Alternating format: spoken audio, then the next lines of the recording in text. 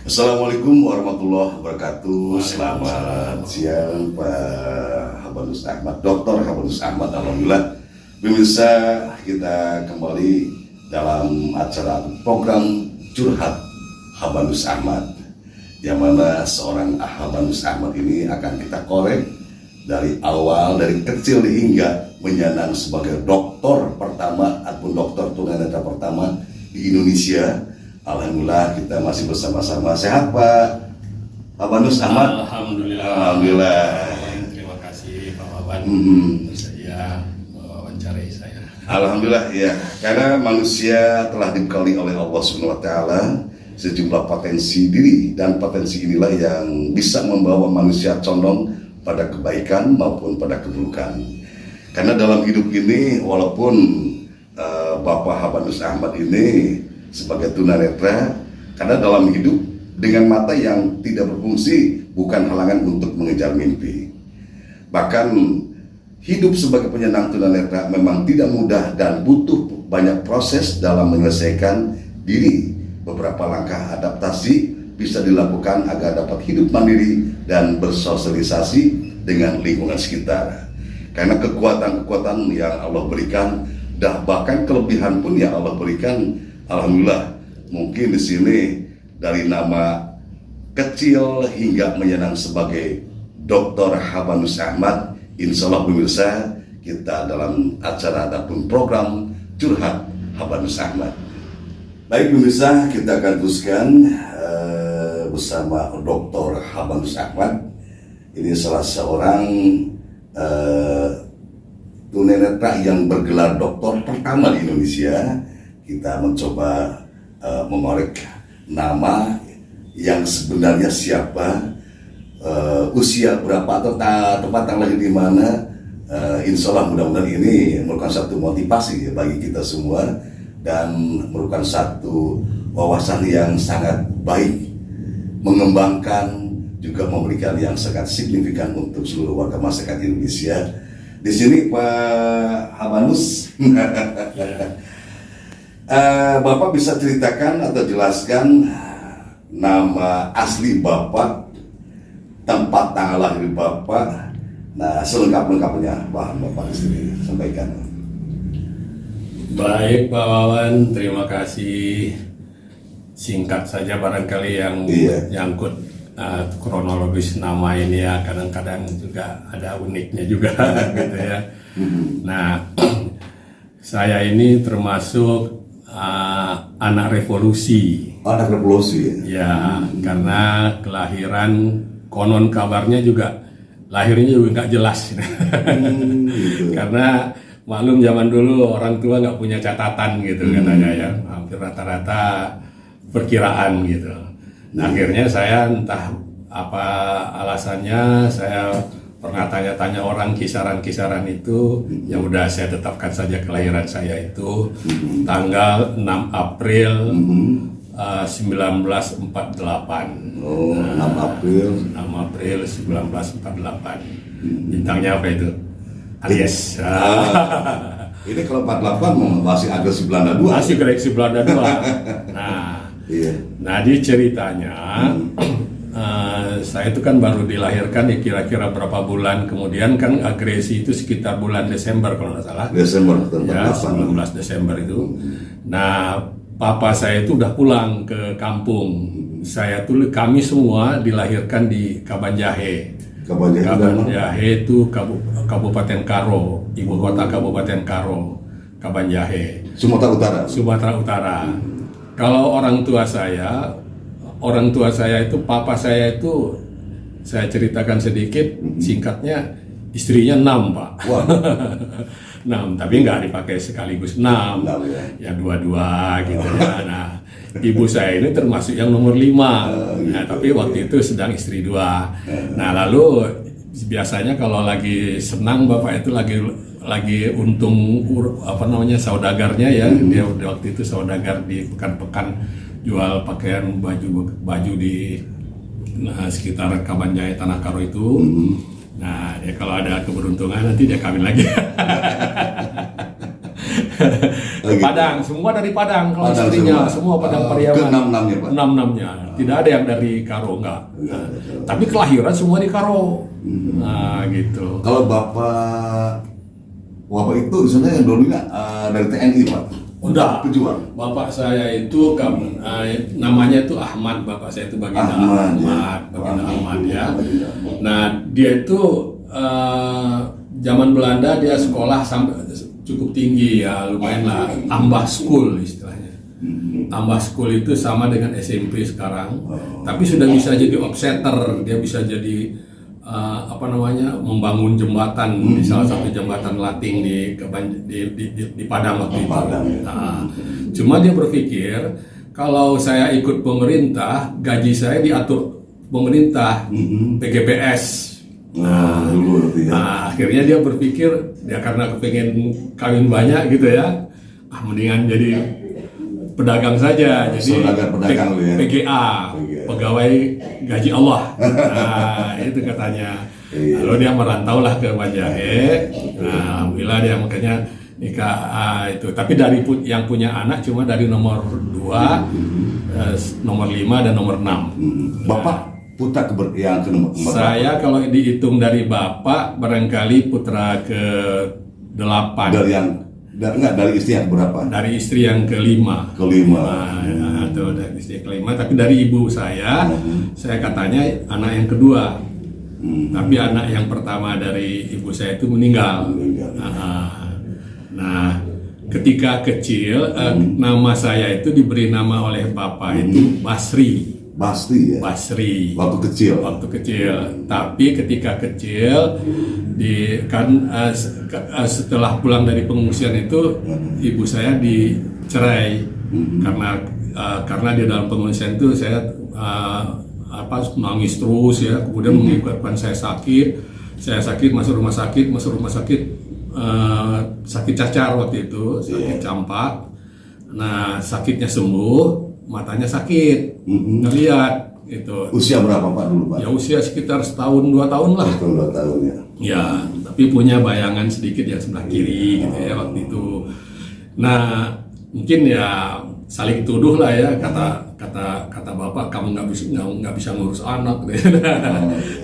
Kata ibu, wah gara-gara bapakmu kawin lagi saja. Mana ada yang lagi kembali di mana tadi semangat untuk Bapak Habanus Ahmad karena semangat juang yang sangat tinggi dan menjadikan keterbatasan sebagai kekuatan. Ini kesabaran dalam menghadapi kenyataan, juga menjalani hidup dengan optimis dan tetap bahagia di tengah keterbatasan. Maka dari itu, dari awal sudah terlihat ya, dari semenjak kecil. Nah, di sini akan kita kembali untuk masalah kegiatan semasa di sekolah yang dibutuhkan oleh kepala sekolah dengan puisi-puisi yang indahnya. Nah, puisi seperti apa Pak Habanus Ahmad waktu itu yang disampaikan untuk kepala sekolah itu? Ya begini, karena saya menang puisi waktu itu, puisi saya sudah ditetapkan puisi wajib itu Kerawang Bekasi, karangan Khairil Anwar. Ya. Nah, kemudian puisi wajib yang saya pilih adalah Padamu Jua, karangan Hamir Hamzah. Nah, itu memang sering dipelajari oleh kakak saya ketika kecil, ketika dia SMA, dan dia pun waktu pernah ikut baca puisi se-SMA se-Kabanjahe, Kabupaten Karo, dia juga menang gitu. Nah, latihannya dengan saya, rupanya dampaknya ya saya ada hasilnya ke saya. Orang yang sudah lama-lama bisa saya kalahkan. Itu kan baru cuma SD gitu kan. Alhamdulillah. Nah, ketika itu saya hampir, bahkan Fatmawati datang ke sempat Fatmawati datang ke sekolah saya, dibawa ke kelas saya, kelas 6, dia hadirkan di sana, lalu saya diminta baca puisi di depan Fatmawati. Fatmawati duduk di kursi guru gitu kan, saya baca puisi. Ya itulah, saya ingat Kerawang Bekasi, Padamu Jua. Makanya kepala sekolah nggak sia-sia ya. Iya. Melompatkan seminggu kan, kelas 5 sampai ke kelas 6. Nah, lompat ya. Gitu. Jadi kecerdasan Pak Habanus Ahmad waktu itu udah kelihatan. Sebenarnya tidak juga cerdas. Kenapa saya bilang tidak cerdas? Ketika itu ranking, saya tidak masuk ranking, tapi masuk gitu. Kemudian waktu kelas 6 itu kan kami ada kelas 7-nya. Nah, kelas 7-nya kita minta juga kelas 6 itu ujian karena ada teman yang pernah ikut ujian kelas 6 lulus, kita minta usul juga ujian kelas 6 kan. Nah, dicoba sama guru, ada sama kepala sekolah, tapi dites lagi itu yang kelas 6 itu. Nah, gugur tuh ada yang 2 gugur, tapi alhamdulillah saya nggak gugur, masuk gitu ya, masuk. Nah, akhirnya masuklah kelas 7, kelas 6 orang, kelas 7 6 orang disatukan untuk kelas ujian. Diancam sama kepala sekolah, kalau lulus 100%, oke, cukup 6 tahun. Kalau nggak lulus, kita jadikan tetap 7 tahun. Nah, kita kerja keras lah kan, kerja keras ya, kelas 6 sama kelas 7 ikut ujian. Kemudian gurunya menunjang juga, membantu kita latihan yang paling susah kita itu ternyata itu berhitung, Pak. Berhitung. Saya juga memang terus terang kalau berhitung itu agak lemah gitu ya. Agak lemah.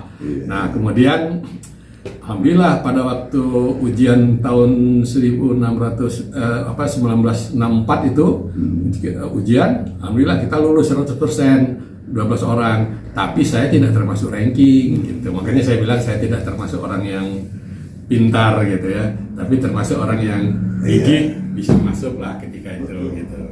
Nah, singkatnya masuk SMP terus terang saja saya tamat SMP mungkin waktu itu sama usia berapa tuh, Pak? Sama 3 tahun. Wah, udah usia berapa, Pak?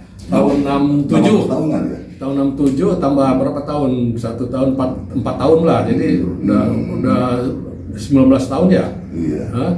Nah, betul. Saya lulus SMP itu ada yang menonjol, bahasa Inggris saya 9, ilmu bumi 9, tapi pamaehnya ilmu ukur aljabar 4.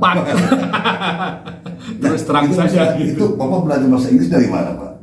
Belajar bahasa Inggris saya di sana aja, di sekolah saja. Kebetulan pada waktu itu ada yang seangkatan dengan saya, beda seminggu. Teman saya dari Surabaya, Abdul Qadir namanya. Dia lebih tua dari saya, tapi dia lebih bisa melihat dari saya. Tapi juga sama, dia nggak pernah sekolah, tapi dia lebih bisa belajar, bisa juga di sekolah, di rumahnya masih bisa aljabar, bisa ilmu ukur, bisa ilmu hitung, bisa bahasa Inggris, dia sudah bisa bahasa Inggris. Tapi perjuangannya sama dengan saya, mulai dengan kelas 6 juga sama. Jadi sama-sama ujian kami 2 orang lah yang loncat gitu kan. Nah, dari dia banyak belajar bahasa Inggris kita gitu. Nah, kemarin kita dari SD sampai ke SMP itu awal usia berapa tuh, Pak? Iya, 19 tahun. 15 tahun saya masuk. SD. Tahun 63 itu kan udah 15 tahun kan, Pak Inggris 1948, tahun 63. Iya, betul. Nah, 15 tahun kan, 15 tahun. Nah, 67 saya lulus. 67 itu lulus, masih masuk ke SMA-nya 08 karena waktu itu perubahan politik tahun ajaran itu jadi Januari gara-gara kasus 6566 karena ada peristiwa Gestapo kan, gara 66 akhirnya ya Januari masuk kelas tahun 68 gitu. Nah, saya masuk ke SMA PGI. Nah, mulai SMA saya nyatu dengan orang, jadi orang inklusi atau istilahnya integrasi lah gitu ya. Nah, saya jalan Pak dari Jalan Pajajaran ke PGI itu Jalan Panatayuda. Daerah-daerah di Batu Ukur kan Pak Wawan tahu kan? Iya, betul. Nah, itu sekira kurang lebih 40 menit tuh jalan tuh saya tuh. Ya kadang-kadang nanti dibecakin teman, kadang pulang, kadang jalan sendiri. Nah disitulah timbul cita-cita karena saya sudah bisa sekolah. Nah, baru di situ timbul agak cita-cita percaya diri, percaya diri. Saya harus jadi sarjana. Itu cuma sarjana. Jadi diawali pas masuk SLTA, Pak. Masuk LLTA terus saya tetap saya harus jadi sarjana. Nah, jadi saya di SMA pun saya berhasil jadi 2 tahun. 2 tahun. 2 tahun. Nah, ceritanya seperti apa? Nah, tahun 68 saya masuk kelas 1 umum kan, kelas 1 umum SMA. Nah, kemudian tahun tahun keduanya saya naik kelas 2, tapi naik kelas 2-nya SOS. Kalau udah paspal sudah jelas nggak bisa, karena saya nggak bisa ngikutin karena hitungan matematika, fisika kan. Nah, kemudian kelas 2 SOS ada juga saya nggak bisa ikuti. Apa itu tata buku, aljabar ada juga. Kemudian saya suka dengar itu orang yang ada kelas 3 budaya, Pak. Kelas 3 budaya itu sastra budaya, itu pelajarannya cuma hafalan aja, sejarah, bahasa gitu kan. Nah, saya dengar itu kelas 3. Saya maju aja kepala sekolah, Pak. Saya lebih bagus tahu kalau bisa saya diloncatkan kelas 3, saya sanggup mengejar ke kelas 3 banget kepada kepala sekolah. Lalu kepala sekolah minta izin kepada guru-guru yang ngajar saya yang bahasa yang pokok-pokok budaya itu kan, sejarah, mendukung semua guru-guru. Lalu boleh kamu, tapi cawu pertama ini kamu ikut ujian ya di kelas 3. Kalau kamu lanjut lulus lanjut, kalau enggak kamu balik lagi kelas 1. Oke Pak, kelas tapi waktu itu SMA cuma 2 tahun Pak ya? Ya makanya itu, jadi loncat dari kelas 2, saya loncat ke kelas 3. Dari cawu pertama. Ternyata saya malah nomor 1 dari segi hafalan bahasa Inggris, terutama saya nomor 1 karena masuk kelas budaya itu. Jadi saya malah ngetop di situ. Nah, kalau di samping saya maju ngetop, kalau kelas budaya pada umumnya kan yang kasta paling rendah. Paling rendah. Jadi orang-orang pada ngomel, anak-anak pada ngomel sama saya, gara-gara kami dimarahin gitu.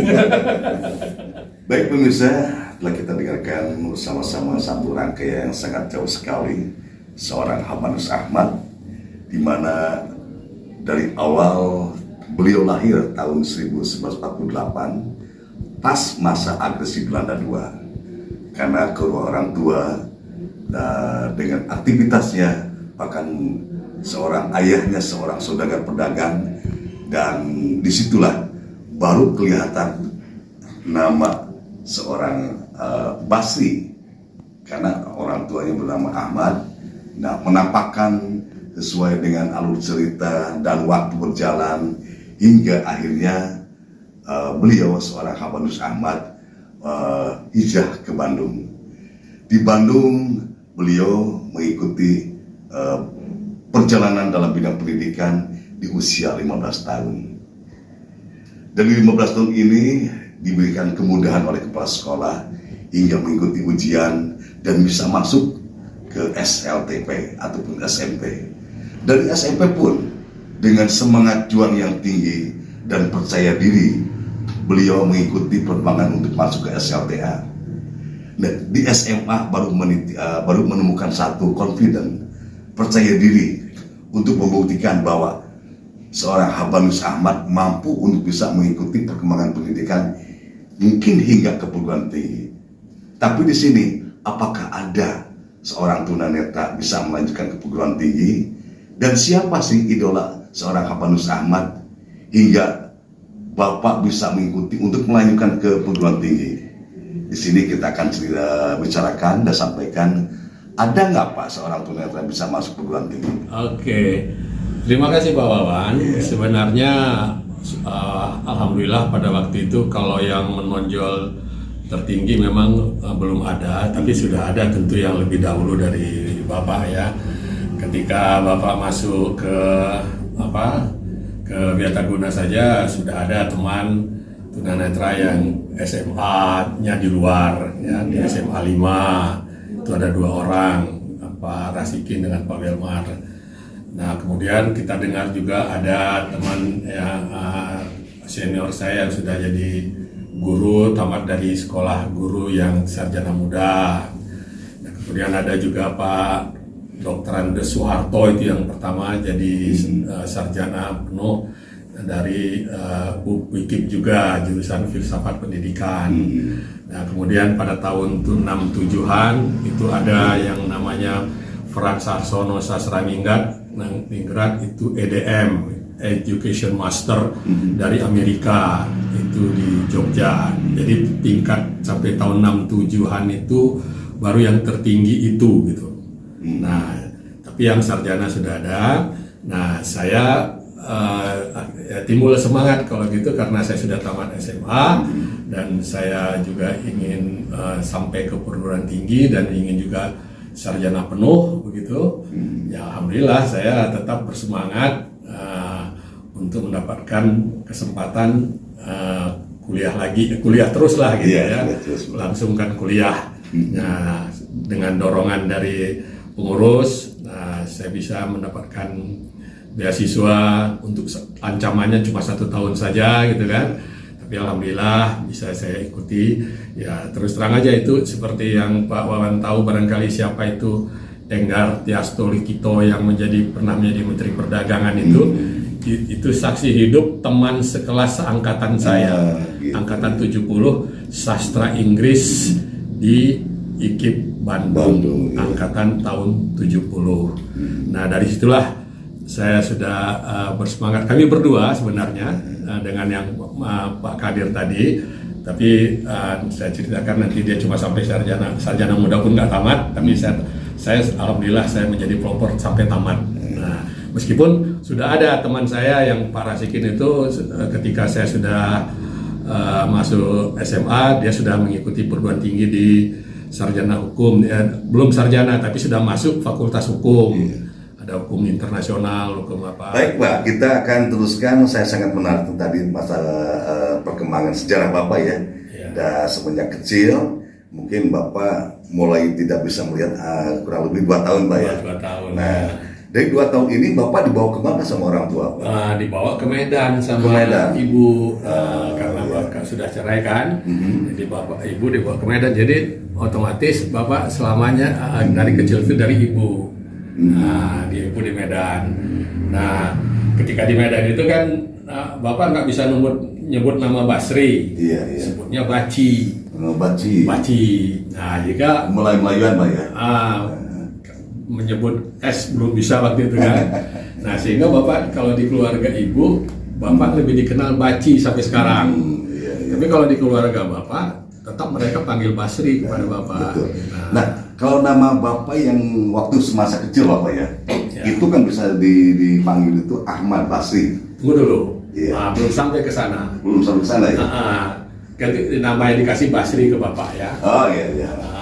Nah, sehingga cuma waktu karena Pak Wawan mesti maklum karena orang namanya pisah kan, tentu ibu ada sedikit marah kan. Gitu. Kayaknya ibu itu nggak rela, kayaknya ibu itu kasih nama Hasan ke Bapak. Hasan Basri. gitu ya. Hasan Basri betul ya. Nah, akan tetapi ketika sudah menjelang dewasa, Bapak itu ada cerita tersendiri. Nanti pokoknya sampailah kembali lagi ke Kabanjahe ke Bapak. Oh iya. Padang berarti ya? Enggak, ke Kabanjahe. Nah, sampai lagi Bapak ke Kabanjahe karena Bapak ditemukan oleh kakak di Medan, lagi main. Nah, lalu Bapak diajak ke Kabanjahe ketemu Papa. Nah, sampai di sana Bapak diceritakan. Nah, jadi semua anaknya itu dikasih nama Ahmad. Nah, tentu otomatis Bapak jadi namanya kan Ahmad Basri, ya. Kan karena yang lainnya semua pakai Ahmad. Tapi bukan Ahmad Baci. Bukan. Baci itu karena nggak bisa ngomong. Wah, jadi dikenal di keluarga saya panggilnya Baci gitu. Baik, mungkin Pak Albanus Ahmad ya. Mungkin pemirsa kita telah mengorek dari awal zaman penjajahan baru sampai Ahmad itu. Betul. Karena beliau ini dibawa sama orang tua dengan waktu itu tahun 1948 lahir itu ya. Karena pas zaman agresi Belanda II. Nah, cuma di sini kekuatan dari Pak Albanus Ahmad dari awal hingga bisa menyandang sebagai dokter ini udah kelihatan. Karena beliau sendiri ada semangat berjuang dari awal hingga pendidikan pun ada semangat untuk bisa memberikan yang sangat berarti untuk dirinya dan untuk keluarga. Nah, di sini kita akan mencoba untuk mengorek kembali dengan awal memberikan satu nama dari ibu, nama Hasan ya, Hasan Basri. Nah, di sini kondisi Bapak, waktu pas sekarang tidak melihat, ini ambil secara inten Pak ya. Nah, usia berapa dan kondisi ini Bapak lebih segar dan lebih semangat? Dan posisi Bapak dalam keluarga, walaupun Bapak kondisi tidak melihat, tapi banyak penuh dengan semangat untuk belajar di bidang pendidikan. Nah ini penyemangat Bapak siapa waktu itu? Kalau penyemangat sih sebenarnya berjalan Sendirinya ya. berjalan dengan sendirinya berdasarkan situasi. Memang semangat ketika menjelang Bapak berangkat ke Bandung ini, ya kalau Papa itu memang selalu kesempatan untuk bercerita, menceritakan istrinya, menceritakan semangatnya. Nah, sehingga Bapak itu memang suka menceritakan semangat hidup. Kalau dia kalau ketemu anak muda, selalu dia bicara tentang semangat hidup. Gitu. Nah, waktu kecil Bapak ada nggak cita-cita Bapak? Nggak ada. Nggak ada. Kenapa saya bapak nggak punya cita-cita? Karena udah lihat orang pada sekolah, kita diam di rumah saja. Ya sudah DRS sih, di rumah saja. Nah, pemirsa, walaupun kondisi Bapak waktu kecil sudah tidak melihat, tapi kelihatannya sampai sekarang semangat berjuang bidang pendidikan sangat kuat.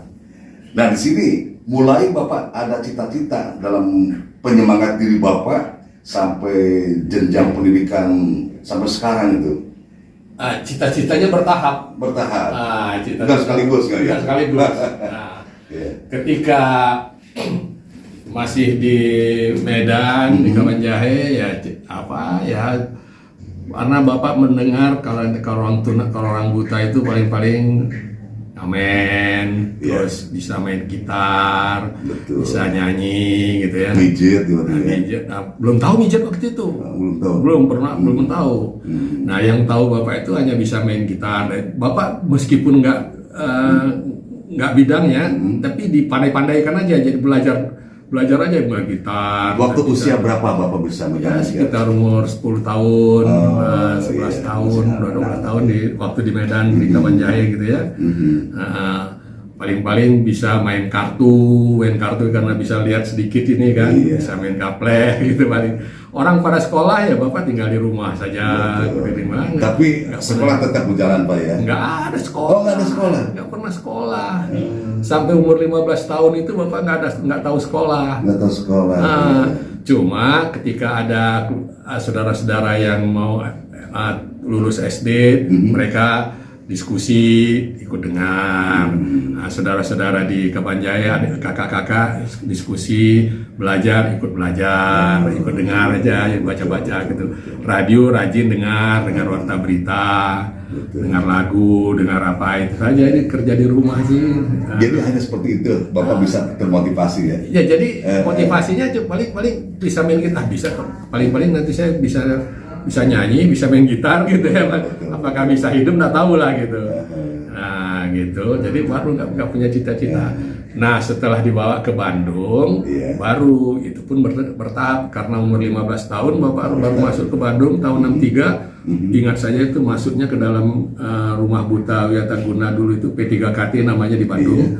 Itu 20 Februari 1963. Bapak dimasukkan ke kepala sekolah, kata sekolah ya kepala sekolah, Bapak udah tua betul katanya. Udah usia 15 tahun. 15 tahun. Ya, jadi semua di sana tersedia latihan kerja untuk yang latihan kerja. Nah, dari situ ya paling ceritanya begini. Sebenarnya Bapak itu oleh Papa dibawa ke Bandung itu tujuan utamanya ke Jogja. Untuk operasi mata, karena dokter mata Yap di sana itu terkenal. Memang dibawa Bapak ke sana, dioperasi sempat 2 minggu di rumah sakit di Jogja ya. Ya, ternyata nggak sembuh juga. Lalu kata Papa, kamu pulang aja dah, ikut bantu-bantu. Paling kakakmu, insya Allah kakakmu akan jadi orang lah katanya. Sekarang memang waktu itu kakak saya di Jogja 2 orang di Gama, kemudian di Bandung ada 1 orang di IKIP, ada yang bakal lagi masuk di PB gitu kan. Jadi kata Bapak, kamu paling 1 bulan kamu pindah-pindah kan. Nggak jadi masalah katanya kan. Nah, Tapi di dalam hati berpikir, saya sudah pengalaman tinggal pindah-pindah dengan ketika saya di Medan itu, saya sama ibu saya kadang dititipkan di tante, kadang dititipkan di kakek, kadang dititipkan begitu kan, paman gitu kan. Nah, jadi saya sudah merasakan gitu kan. Jadi saya berpikir, Pak, saya masukkan sajalah ke rumah buta, mau jadi apapun kayak saya. Kalaupun saudara-saudara saya membantu saya, ya alhamdulillah lah, itu yang membantu saya. Tapi saya tidak mau tergantung kepada mereka. Meskipun saya cuma jadi tukang keset gitulah, jadi tukang apa. Jadi barangkali cita-cita saya ketika saya tidak berhasil melihat, ya cita-cita saya tukang keset lah. Karena yang memungkinkan itu waktu itu, dulu, ya, 15 tahun itu saya tidak bisa diterima sekolah. Masuk aja di tukang. Setelah tamat SMA, ya pikiran saya hanya ke kuliah. Langsung kuliah. Langsung kuliah. Nah, alhamdulillah ada pengurus kita yang kenal dengan rektornya waktu itu, rektornya Pak Sanusi. Nah, kenal dengan rektornya, nah, saya diantar langsung ke rektornya. Jadi memo rektor lah yang memaksakan saya masuk. Nah, itu pun diancam kalau nggak bisa ikut lama 3 bulan ya bisa kembali lagi gitu kan. Ya, alhamdulillah kita diterima dua-dua gitu kan. Nah, pada bulan Januari itu kan ada acara Mapram. Mapram. Tiba-tiba di Wiataguna ini, badan pembina kita ini ada kesempatan naik haji. Dari pengurus ini dapat tawaran undangan dari Raja Faisal waktu itu untuk 18 orang. Nah, 18 orang, 11 orang tunanetra, 7 orang pendampingnya. Nah, ketika itu saya memang ketika di Wiataguna itu pemuda yang paling aktif di masjid. Pemuda yang paling aktif di masjid. Nah, dan saya memang di Wiataguna itu selalu ikut dengan kegiatan keagamaan Islam lah gitu ya. Nah, sehingga saya dinilai yang paling muda, ya saya yang diikutkan satu gitu. Ya, rupanya ini ada ramalan dari nenek saya ketika saya kecil. Ini kan saya punya tai lalat di sini di tengah nih, tengah di sini Pak. Iya betul. Nah, itu kata nenek saya waktu kecil itu, kamu nih bakal naik haji nih katanya. Ya, saya pikir mana ada saya pikiran apa mungkin saya naik haji gitu kan? Sama sekali nggak ada pikiran. Nggak ada pikiran gitu ya. Tahu-tahu karena kerajinan saya aktif di masjid itu, saya yang paling muda aktif, maka terpilihlah saya naik haji. Nah, jadi teman saya yang satu itu ikut mapram di IKIP, saya mapramnya di haji. Kebetulan waktu itu bulan Januari, bulan yang sama, tahun yang sama, bulan yang hari yang sama. Jadi saya nggak bisa mengikuti mapram gitu ya. Pulang naik haji saya kuliah.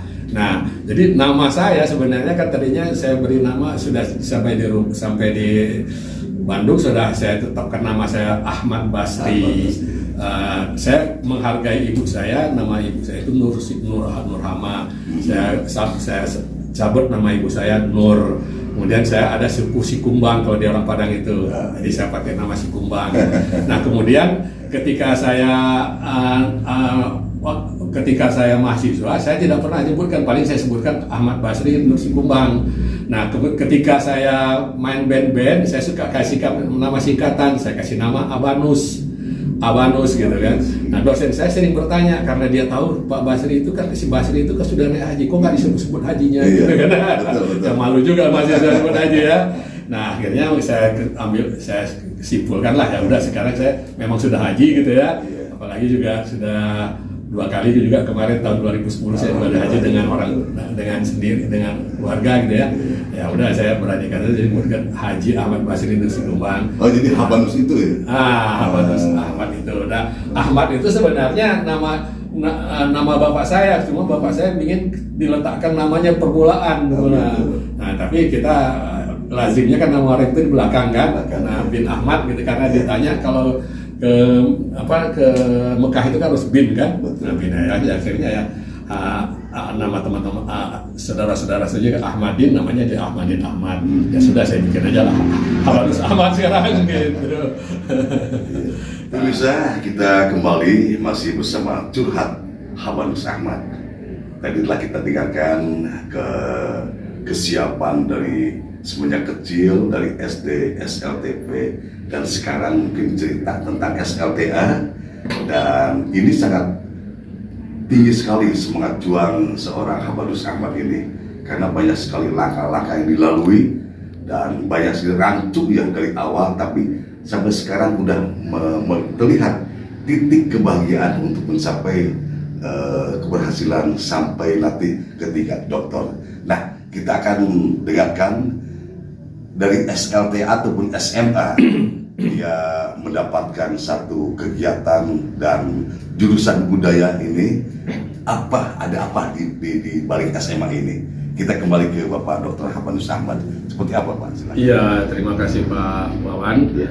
Jadi saya tahun 69 itu sebenarnya masuk kelas 2. Jadi ketika sudah Langsung kelas 2 ya? kelas 2 kan memang naik kelas 2, normalnya kelas 2. Normalnya kelas 2. Iya. Nah, lalu karena saya mendengar kelas 3 budaya itu pelajarannya saya mudah gitu. Iya. Nah, saya usul sama kepala sekolah, ya, diterima, tapi dites dulu sama guru-guru, ditanya, lalu ya, cara ngetesnya saya suruh ikut ulangan kelas cagu pertama di kelas 3 budaya. Ya, alhamdulillah saya bisa mengikuti semua. Nah, akhirnya kelas cagu budaya itu saya menangkan dengan hasil yang baik. Nah, saya diterimalah ceritanya di kelas 3 budaya. Jadi kelas 3 lah ceritanya saya di setengah catur bulan itu, jadi 2 catur bulan lagi gitu kan. Nah, akhirnya masuk lagi di saya kelas ujian kan. Langsung. Iya, kelas ujian. Nah, akhirnya tahun 69 itu saya ujian lah. Ya, alhamdulillah lah di bidang saya di situ rata-rata kalau waktu dulu kan cuma ujian nasional. Ya, ujian nasional itu kan tidak semua mata pelajaran kan, hanya beberapa. Tapi alhamdulillah semua mata pelajaran yang diujiankan nasional itu alhamdulillah saya dapat 8 semua gitu ya. Bahasa Inggris, sejarah, bahasa Indonesia yang gitulah gitu ya. Nah, alhamdulillah jadi tahun 70 tahun awal 70 itu sudah saya seharusnya masuk SMA, dan saya alhamdulillah di Wiataguna pun diangkat oleh dianugerahi bintang pelajar lah ya, bintang pelajar tunanetra asrama gitu. Lalu hadiahnya juga oleh sekolah, oleh pengurus Wiataguna juga saya dibeasiswakan lah gitu ya, kalau bisa untuk lanjut. Alhamdulillah. Nah, saya keras untuk lanjut. Kami berdua waktu itu dengan teman saya yang kadir itu juga sama kita berjuangnya.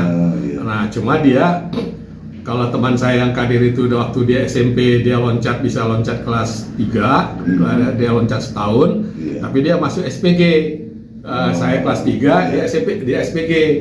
Nah, di SPG dia 3 tahun, tapi saya di SMA 2 tahun. Jadi saya ketemu lagi sama dia. Akhirnya kami tahun 70 itu masuklah ke universitas. Sebenarnya kita mau masuk UPI, IKIP waktu itu ya. IKIP itu dari mulai dekan sampai ketua jurusan itu nggak berani terima kita, Pak. Tapi maaf Pak, waktu di SLTA Bapak ada apa di SMA? Perjalanan Bapak itu? Maksudnya? Maksud menurut saya semenjak Bapak di SMA, Iya. itu Bapak udah ada persiapan untuk berangkat naik haji? Belum. Ya? Itu lain lagi ceritanya. Lain lagi ceritanya. Tapi pada waktu itu juga. Baik pemirsa, telah kita dengarkan bersama-sama satu rangkaian riwayat hidup tentang Dr. Habadus Ahmad, yang mana tadi dari beliau lahir zaman agresi Belanda 2 tahun 1948 hingga mengikuti hijrah ke Bandung dan sekolah dasar pertama mungkin ya, SL waktu itu ya, mungkin ke SMP hingga ke SLTA atau SMA. Bahkan disitulah confidence seorang Habadus Ahmad atau percaya diri untuk membuktikan di bidang pendidikan, semangat juang yang sangat tinggi, juga bertanggung jawab untuk pribadinya dan menjalani hidup dengan optimis di bidang pendidikan. Banyak sekali senior-senior yang sudah masuk perguruan tinggi, tapi yang paling penting seorang Habadus Ahmad, contohnya dari Amerika pun yang tunanetra sudah ada. Tapi di sini yang menyandang S3 atau Dr. Habadus Ahmad, akan membuktikan dirinya untuk melangkah ke jenjang yang lebih tinggi. Seperti apa? Kita ikuti alur cerita berikutnya. Masih bersama Curhat Habanus Ahmad. Terima kasih. Wassalamualaikum warahmatullahi wabarakatuh. Waalaikumsalam.